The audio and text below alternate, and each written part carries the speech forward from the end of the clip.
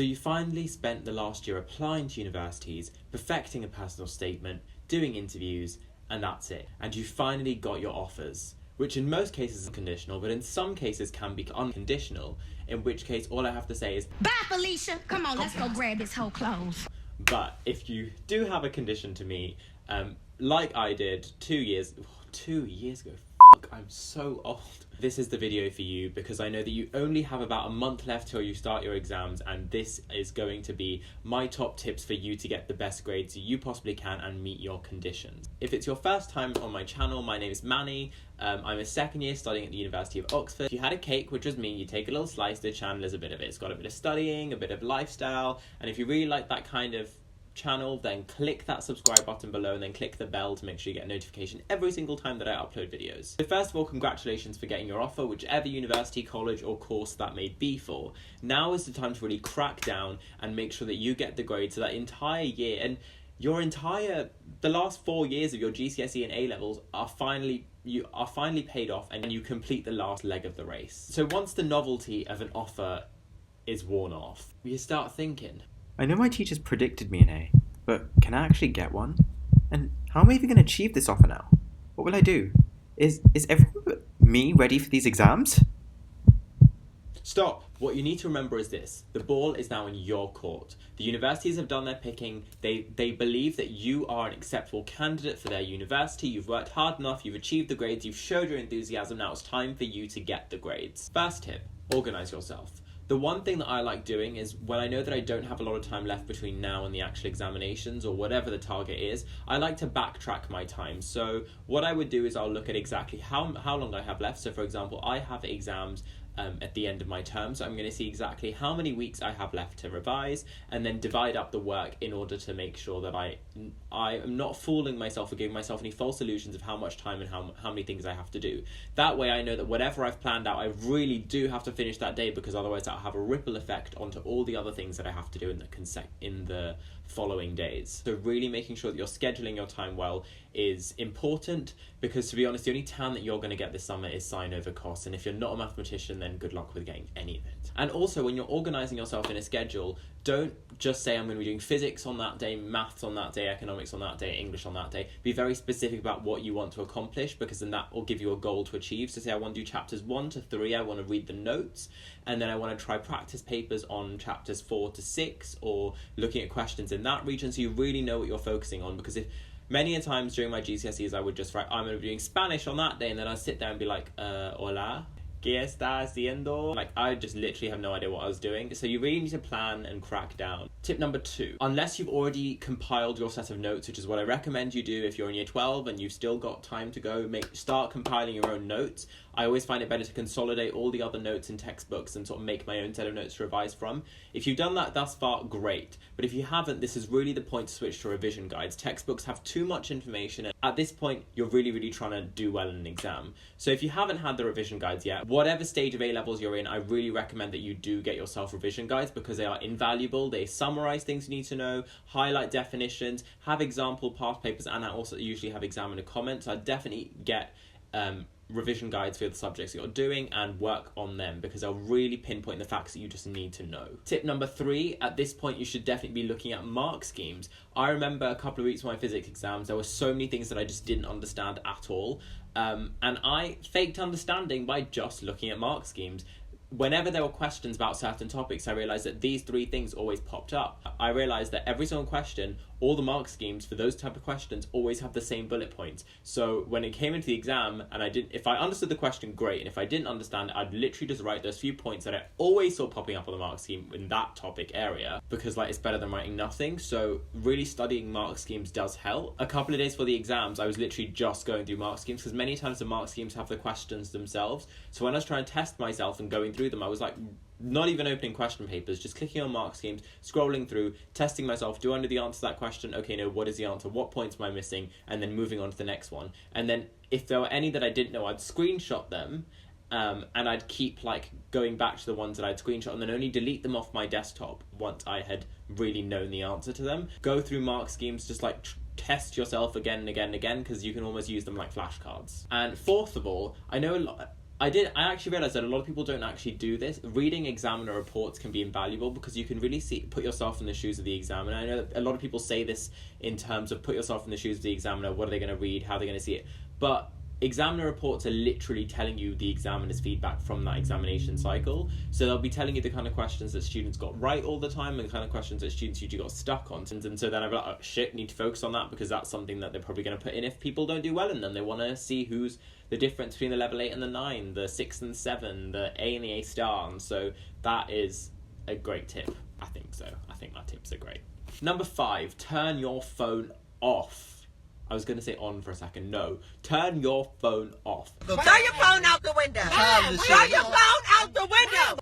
Put it away. Do not put it on vibrate. I repeat, do not put it on vibrate because I used to fool myself by saying, oh, my phone's on silent. It's on my desk. It's fine. I'm not looking at it. But every time that phone vibrates, I'm like, oh, is it an email? Is it an Instagram notification? Is it a Facebook notification? It will consume your life. So just put it away. Put yourself at ease. And if it's your laptop, download Self-Control. It's this great app. It'll like block certain websites off your laptop. So you just type the website you want to block and then put the amount of time. There's no way in hell you can get on it unless you do some freaky code and shit, which I just don't know how to do. Number 6. At this point, this sort of ties in with the previous point about revision guides. You don't have enough time to sort of like freak out and learn everything. At this point, I would prioritize getting overview of your topic. So for example, if you're studying English and you're preparing lots of different essay plans, I would recommend that your first priority should be to get an overview of the text, understand the summary of what is going on, the major themes, the major characters, the key literary techniques that the author, writer, or poet is using, and then move on to finding out finer nuances in the text, finer details, because you know that in any essay question you can always relate back to the general ideas and the general themes. However, if you put all your time into learning this one really great argument about how the author used imagery on chapter 9, page 4, and how that really, really enhanced that one dialogue, it's probably not going to be as moldable, if that a word, to lots of different scenarios. So at this point, especially with the humanities, you want to get an overview of what's going on,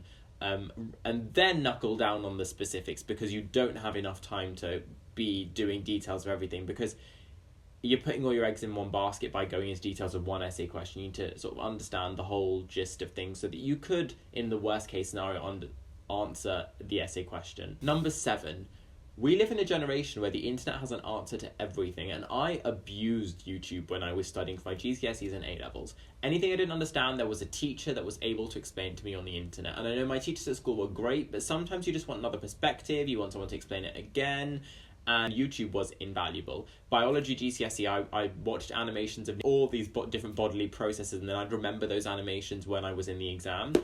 So I definitely recommend going on YouTube. There are loads of Khan Academy videos. There are just videos about everything. So I definitely check that out. Number 8, stop kidding yourself when it comes to cleaning your room, because you need to have a clean room before you can work, because I do this all the time. I pretend I like cleaning my room because that's going to clear my headspace, which it does. But when you've got that much work, just leave and go to the library. Leave the messy room and just go, because you need to work. You don't have time to waste on cleaning a room, on organising your files. That's all the stuff that should have been done before. You can do that in your free time, because that's actually therapeutic, but not when you have scheduled in time to work. You just need to sit down and get the work done. Number 9, this tip may come as a bit of a surprise to some people, but I would definitely say collaborate. Me and my best friend, we used to study economics together. And we would call each other up and like test each other on different past papers. So I would say that I'm going to go through these year's past papers and she's going to go through the others, and then we'd sit there and call each other and test. We'd literally just say the essay question out loud, and then I'd say like bullet points of how I would answer it, and then she would reply and say, oh, but I would have added that, and then many a times, because you're friends, we'd end up like cracking jokes about silly things, and then in the exam I would remember those inside jokes that we had and then remember the points, or I'd remember her saying it on the phone. And when you're studying so many subjects at the same time, you get bored of your own voice and everything becomes like one monotonous feed. So when you bring someone else into the picture, it really does sort of mix it up a little. So I definitely would recommend collaborate with your friends who are as eager or as enthusiastic about getting a good grade as you. And my last point is, do not stress about the past. What's happened has happened. You now need to move on, persevere through whatever may have happened in school. things may have gotten to you, may have had a lot of things going on. At this point, it's just you and the exam. You can really change things now. You can really pull a grade up. For example, I keep coming back to physics. I was shit at physics throughout the entire year, and I don't know how I got a 7, but it was just at the end, it was that last push where I was like, you know what? People get a 7. I surely have the ability to get one. You have to have confidence in yourself, confidence in your abilities. And that's when I was like, you know what? Power through it. Whatever's happened has happened. And you can definitely do it. All you have is the now, so use the now as well as you can. Once you finish watching this video, draw up a plan and just start working, because that's it. This is the last month of your work, and the last 2 years, now that it's all linear, is going to be up to what you do in the next month. So I just want to send you some love and confidence and believe in yourself, whatever your offers are, whether you've got conditional or unconditional offers if you're that smart. You can so do this. You can get into the course that you want to do, and even if there's no course at the end, you're just doing your A-levels and going into the world of careers and you don't have any requirements to achieve, do yourself proud. And this is really the chance for you to get up and absolutely smash your exam, be they A-levels, IB, GCSE. I know that you can do it. I wish all of you good luck out there. I hope that you have a really successful examination season, and if you do have any questions, leave them in the comment section down below. I really hope that you enjoyed some of these tips, and I hope that they were useful for you. I know that you can do it, so don't go anywhere. Click that subscribe button. Click it. Just click it like it's... Oh no, it's not going to actually be there. It's going to be down there. So just take a second and click it. But yeah, hope you're having a brilliant day, and see you guys next time. Bye.